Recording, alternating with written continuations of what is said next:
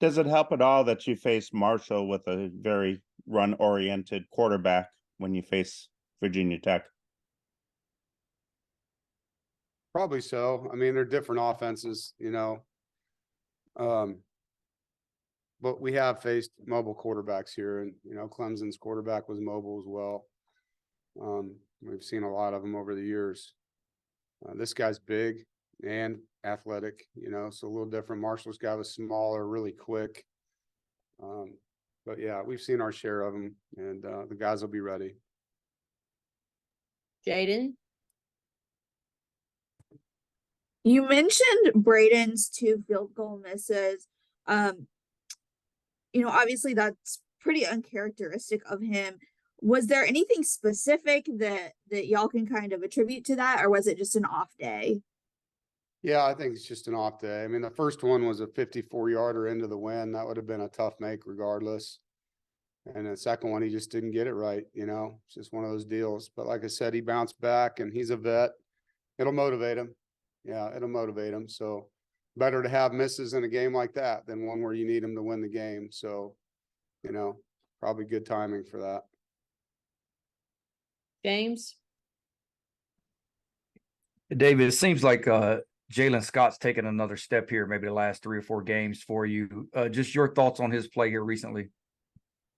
Yeah, he's really playing well. I think coming out of the bye week, there were some things he wanted to improve on, and to his credit, he's done that.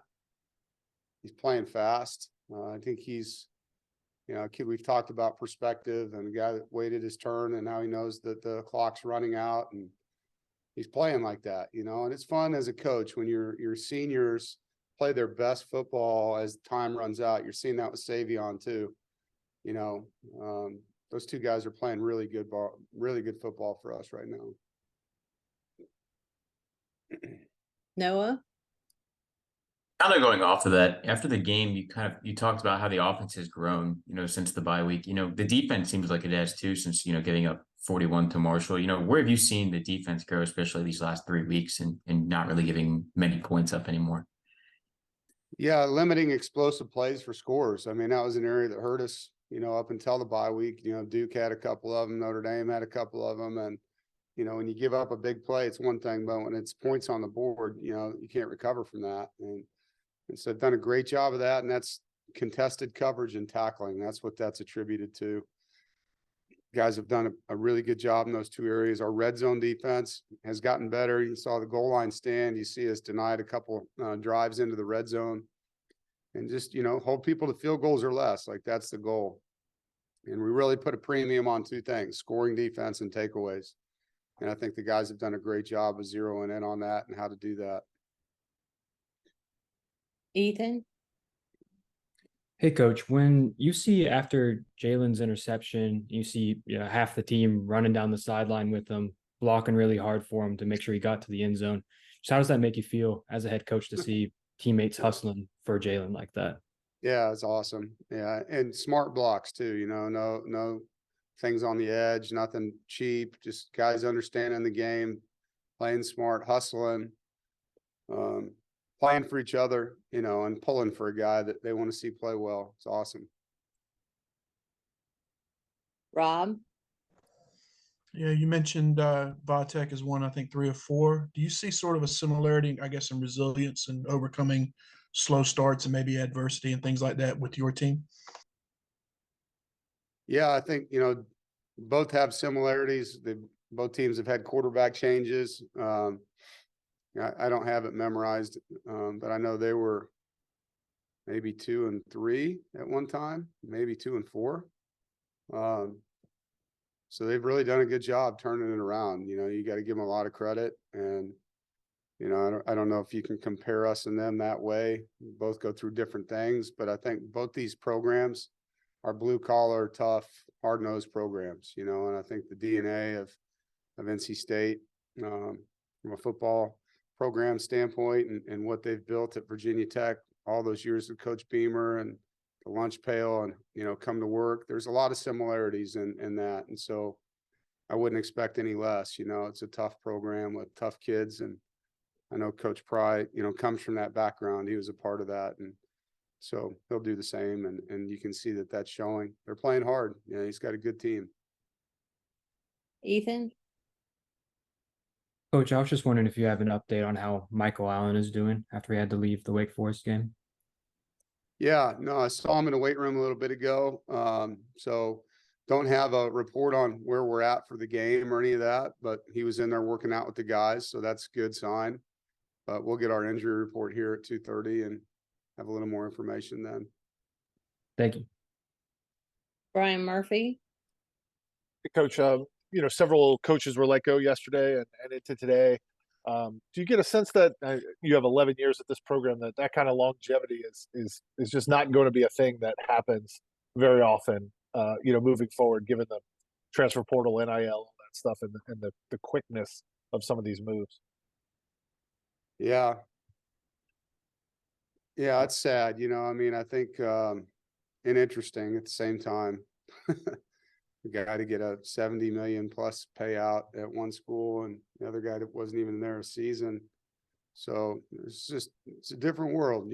College football has changed a lot, and two things you just mentioned are a part of it. But, I think just the world in general expects things to happen really fast, and there's not a lot of patience anymore. So, I think Coach Clausen said this to me before the game. We were talking about how our team was playing, and he said, you've built a program, not a team. And he said, and that's why you were able to overcome what you guys went through. And that meant a lot to me that he said it, but I thought a lot about that statement, and it takes time to build a program. It's not something you can just do overnight, because you're going to join a new place wherever you go if you're a new coach, and everybody there is not going to understand what you want to build right away. It takes time, and you got to be able to dig in and have an AD and a chancellor or a president that's willing to dig in with you. And obviously you got to get results. You got to show results somewhat quickly, which we were able to do here in that second year. We went from 3 wins to 8 wins from year 1 to year 2, and then be consistent. And one thing we've done here is that, we're going to our 9th bowl game here in 11 years. So, you have to be able to provide those kind of results. It is a results business. And I think, that as a coach, when you go somewhere, you've got to do your job. You got to do it fast and do it well. But you need to have alignment, in leadership that wants it done the same way that you want to do it. Ethan, Coach, I believe this is consecutive weeks with 0 wide receiver drops for you guys. Just what can you attribute that improvement to? Knock on wood, yeah. Knock Sorry. on wood. Guys are doing a great job framing the football, watching the ball touch their fingertips, tucking it away. Quarterbacks throwing catchable balls to guys, and they're not all easy. Dakari had a heck of a catch, jumping up and elevating and twisting, and that was a great play. You can see his eyes go up and watch the ball into his hands. A lot of drops happen when guys take their eyes off their hands to start the running process, or brace themselves for contact. And so we really work hard on that, framing the catch and getting that ball in our hands before we do anything else. And so I think, again, it's back to the basics. We really made a big deal about that coming out of the bye week, and the guys have bought into that.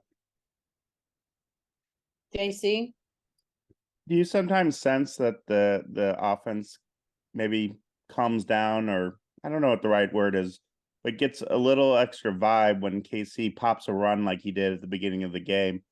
And then I'm sure it's easy to do this after a win, but did you tell Trent, like, great hustle, but you're 65 yards downfield? I don't think he blocked anyone. Could have peeled back and gotten the guy that tackled KC. I know, we had a good time in the team room watching that play. Definitely could have turned around and got number 9, but yeah, I think he was just trying to do the best he could running full speed. But yeah, it helps. Like, explosive plays or momentum plays, and KC's the guy that's been the explosive player for us this year.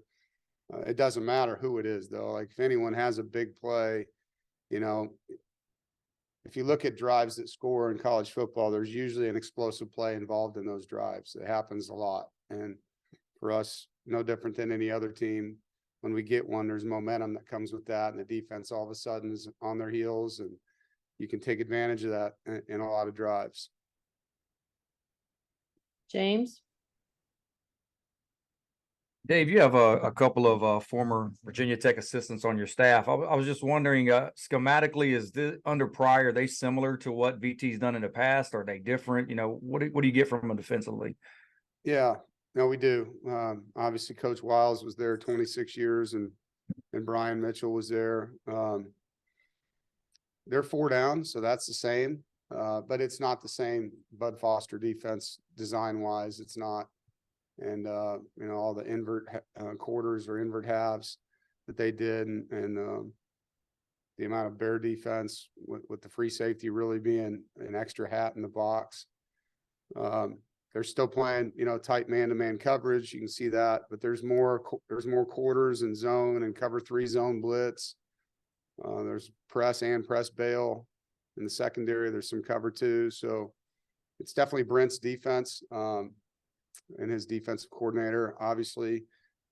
But the biggest thing you see is they just play really hard, you know, and I think that's something they've done a long time, you know, at Virginia Tech, and Coach Foster started that a long time ago, and that's their standard of play. And you can see that the guys have continued that.